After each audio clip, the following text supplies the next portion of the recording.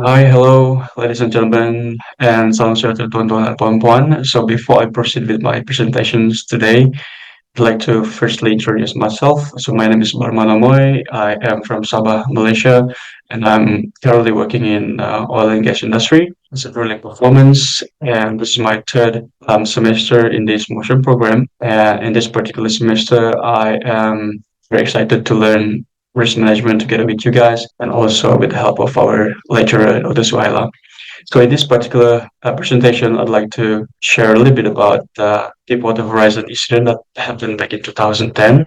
So this presentation, I'm going to be covering the event summary, the key risk management reflection that I can share, and thirdly, the key lesson learned that I can list down for us to learn from.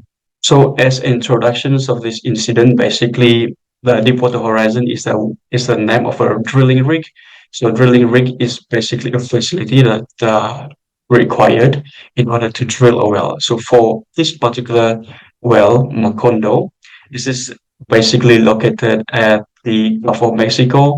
And when we're talking about the Gulf of Mexico, it is located at the very, very deep water location. Okay. So the well depth for this particular well was around 18,000 feet. So if you convert that to meter, it is around 6 kilometer plus. So it is very, very long well. And then based on the well schematic of the Macondo well that they drill, they already basically finished drilling, and then they already set the production casing. And after setting the project production casing, they already also cemented the casing as well. So after cemented casing, they performed the pressure test. And based on the story, the pressure test was done, and then the pressure test was good. So they were so confident that the well was already secured, but unfortunately, nobody was there to monitor the well, and nobody there to look after the indications of blowout. So nobody realized the blowout was going to come, and then big explosion happened, and 11 person died on the rig, and then a lot of others got injured as well. And then the rig got totally destroyed, and then major oil spills also happened. The reputations of British Petroleum and Transocean also going bad.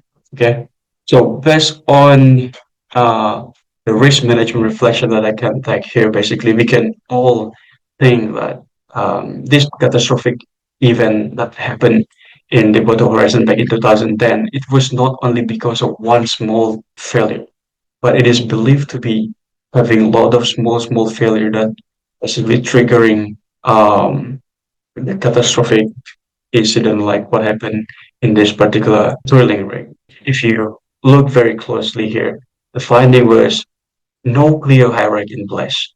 Okay, so means there was no clear hazard identification, there was no clear risk assessment, there was no clear risk control in place as well. So if you look at this bow tie diagram here, on the left hand side is the barrier. The middle one is basically the event.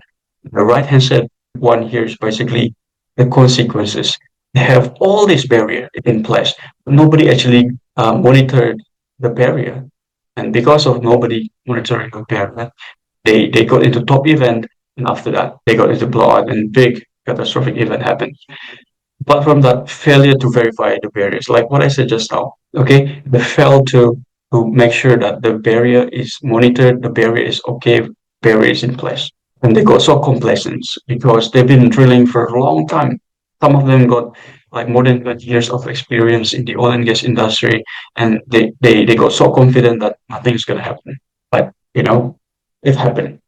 And then lack of decision making. Okay, they got so hesitated to press the emergency shutdown button after the blowout happened. And then the last one that I can list down here is basically no stop work authority in place. This is in regards with the governance. Okay, yeah, something that we really need to take note and also need to emphasize in our workplace, right? Well, in terms of the key lesson that I can list down here, the first one is the risk control barriers must be verified, not assumed. Okay, we understand that we have all the barriers, but we also need to make sure that it is verified, and we don't assume that it is okay until it is tested. Yeah. And second one is basically we need to make sure that all warning signs need to be monitored. Okay, we need to have always somebody to to make sure that the warning sign of something catastrophic to be monitored. Yeah, for this particular case, this is a drilling operations. Of course, this is not a factory or construction site, but this is drilling operation. So drilling operation means you can have access to a lot of data. And data is basically related to the well parameters, and well parameters can be monitored. So you must have somebody to monitor these well parameters at all times. Okay. So the third one, which is training for emergency response. During this incident, most of people did not know where to go, did not know where to master. Most of them just jump into the oceans. Very, very fortunate. The guys who jumped to the ocean got rescued afterwards. Yeah. And the conclusion that I can make from this basically, to prevent the escalation of the catastrophic event, we need to make sure that it is to be anticipated early. Okay. And it is not only involving one person, but it is involving from the working level of the employees until the management side of the organizations. Yeah. So yeah, that's all that I can share about this incident. I really hope you can have something from it, and then your feedback is always welcome. Thank you.